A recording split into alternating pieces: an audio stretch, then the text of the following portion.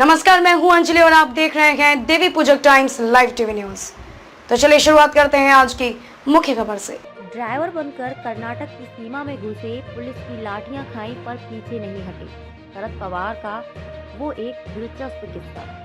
महाराष्ट्र और कर्नाटक के बीच सीमा विवाद छिड़ा हुआ है। इस मामले में महाराष्ट्र का हर सियासी दल कर्नाटक की भूमिका पर अपनी नाराजगी जता रहा है। शिवसेना समेत महाविकास आघाड़ी के नेता भी इस मुद्दे पर आक्रामक नजर आ रहे हैं। इन्हीं सब के बीच एनसीपी सांसद सुप्रिया सुले ने एक फेसबुक पोस्ट लिखी है, जिसमें उन्होंने शरद पवार और एसएम जोशी का सीमा विवाद पर पुराने आंदोलन का जिक्र किया है।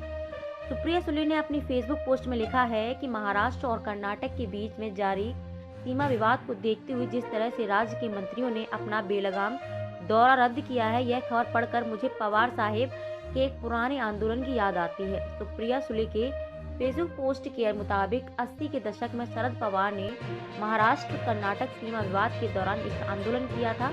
उस समय उन्होंने कर्नाटक पुलिस की लाठियां भी अपने शरीर पर झेली थी, लेकिन वह पीछे नहीं हटे। खुद एसएम जोशी भी पवार साहिब की ट्वीट पर हुए हमले से स्तब्ध थे। सुप्रिया सुले ने लिखा है कि शरद पवार के आंदोलन का वो दौर अलग था। सीमा पर रहने वाले मराठी भाषी लोगों को जबरन कन्नड़ भाषा बोलने के लिए कहा जा रहा था। कर्नाटक सरकार ने स्कूलों में कन्नड़ भाषा को अनिवार्य कर दिया था, जिसके खिलाफ यह आंदोलन छेड़ा गया था। खुद एसएम जोशी ने साल 1986 में आंदोलन करने का फैसला किया। महाराष्ट्र भर से नेताओं को कर्नाटक महाराष्ट्र की सीमा पर जाकर इस विरोध प्रदर्शन में शामिल होना था।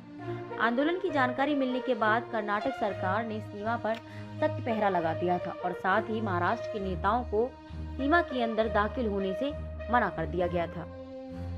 पहले दिन ही इस आंदोलन की कमान शरद पवार के हाथ में थी, लेकिन कर्नाटक की सीमा प्रवेश करना असंभव सा लग रहा था। ऐसे में शरद पवार ने एक तरकीब सोची। वो पहले कोल्हापुर गए, वहां से एक P8 कार ली। उस दौरान शरद पवार ने अपने साथ बाबा साहेब कुपेकर और एक ड्राइवर को लिया। उन्हें कोई पहचान न सके, इसलिए वो कार के ड्राइवर बन गए, जबकि ड्राइवर को मालिक की जगह पर बैठा दिया।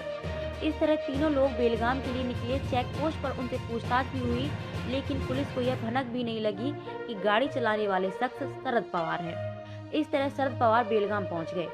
उस समय बेलगाम में कर्फ्यू लगा हुआ था, लेकिन शरद पवार काफी जल्दी पहुंच गए थे, इसलिए वो अपने परिचित अरविंद गोंगटे के घर पर रुके। जब आंदोलन का समय हुआ तब ठीक 11 बजे रानी चेन्नम्मा मौके पर लोग जुटना शुरू हुए।